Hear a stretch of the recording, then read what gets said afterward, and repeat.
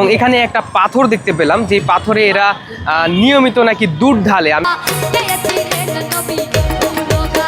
इस जगह में इतना अनभक लोग रहता है, मोदी जी कभी भी आ सकता है। তো যাই হোক, আমরা এখন আছি মহস্থানগড়ের পাশে যে মাজারটি রয়েছে বগুড়াতে, এই মাজারের এখানে রয়েছি। তো এইখানে কি অবস্থা, এবং এখানে আপনারা চাইলে দেখতে পাবেন এখানে বিভিন্ন স্থান থেকে লোকজন আসছে। আমি জাস্ট আপনাদের সাথে এই জায়গার অবস্থান তুলে ধরছি যে এখানে কি হয় আসলে।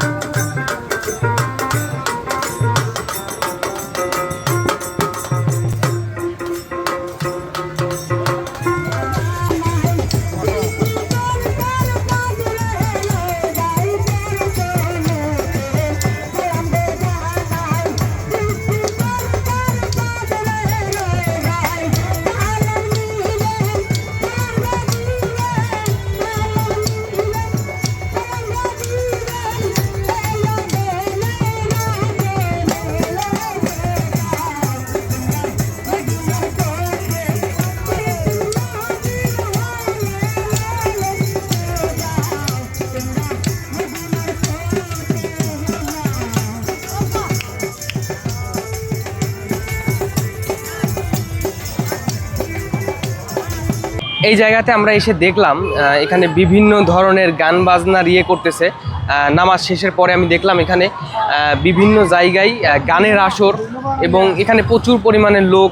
এবং এখানে একটা পাথর দেখতে পেলাম, যে পাথরে এরা নিয়মিত নাকি দুধ ঢালে। আমি এসে এখানে শুনলাম হিন্দু ধর্মের মতো যেরকম হিন্দু ধর্মে দুধ ঢালা হয়, এখানেও দেখি আমাদের এখানকার মুসলিম সম্প্রদায়ই অনেকে আছে যারা বিভিন্ন ধরনের তারা মাজারকে ফলো করে, তারা হয়তো এখানে ওই দুধ ঢালেন। সেই পাথরটা দেখলাম এখানে, এবং ওখানে প্রচুর পরিমাণে দুর্গন্ধ ছড়াইছে, কারণ প্রতিনিয়ত দুধ ঢালে ওই জায়গাটা একদম মানে কাছে যাওয়া যাচ্ছে না, এটা দেখলাম। এবং এখানে প্রচুর পরিমাণে লোক হয়, এবং সন্ধ্যার পরে নাকি এখানে আরও অনেক ধরনের লোক হয়। তো এটা হচ্ছে বগুড়ার মহস্থানগড়ের পাশে এই মাজারটি বগুড়ার, অনেকে হয়তো এখানে আসেন। তো জাস্ট আমি এখানে আপনাদের সাথে দেখানোর জন্য আসলাম যে এইখানে আসলে কি হয়। এখানে কিন্তু মেলার মতো নাগরদোলা আছে, এবং নাগরদোলাতে ছোট ছোট ছেলে মেয়েরা এসে খেলতেছে। তাছাড়া এখানে কিন্তু অনেক ধরনের কারবার হয়, ডুগি তবলা বাজাচ্ছে, ঢোল বাজাচ্ছে গোল হয়ে, বিভিন্ন ধরনের কার গান কে শুনতেছে কোনো মানে ঠিক ঠিকানা নাই। সেই মাজারের ওপরের দৃশ্য, মাজারের ওপরে সিঁড়ি বেয়ে উঠতে হয়, এবং সিঁড়ি বেয়ে ওঠার পরে আমরা এই বিষয়গুলো খেয়াল করছি। এবং তার পাশে আর এখানে সেই ভান্ডারখানা,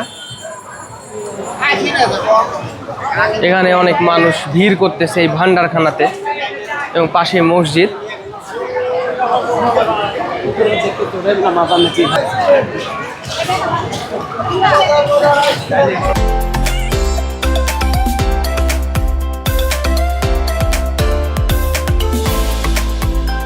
এটাই সেই মাজার।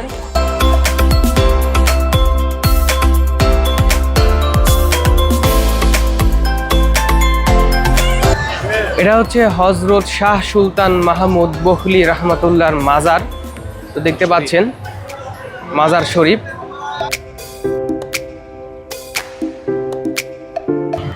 यहाँ पर इतना अंधभक्त है जो मोदी जी कभी भी आ सकता है। এই জন্য বললাম এটা আমি। তো যাই হোক, এই ভিডিওর মাধ্যমে আপনাদের জাস্ট দেখালাম যে এই মাজারে কি কি হয় আসলে। তো ভিডিওটি শেষ পর্যন্ত দেখার জন্য অসংখ্য ধন্যবাদ।